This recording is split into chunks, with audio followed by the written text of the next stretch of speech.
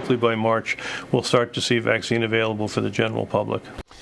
Yeah, well, more than 12.5 million confirmed cases of coronavirus now in the U.S., and scientists say the outbreak is still intensifying.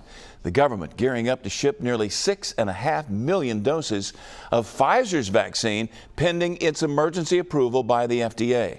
The first doses would go to healthcare workers and the elderly, possibly as early as the second week in December. And Alabama should be getting about 500,000 doses of that vaccine, but it's going to have to be stored in extremely cold temperatures.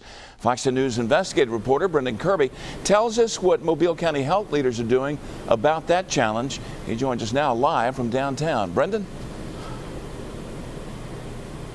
Hey, Byron. Well, that Pfizer vaccine does have to be kept at temperatures that exceed the capacity of most commercial freezers. But local health officials say they should have more than enough capacity at the volumes they're expected to receive initially.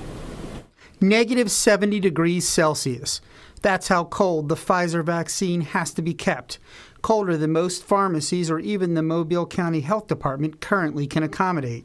The University of South Alabama Hospital System does have ultra-low temperature freezers capable of getting that cold. And that's why it's on a list of 6 hospitals in Alabama that initially will receive those doses.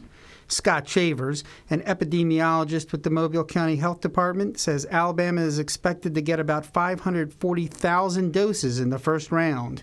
He says Mobile County's allotment should be well within USA's capacity. So if you look at a 28 cubic foot freezer, I mean, you're talking about, 250,000 doses that these freezers can handle.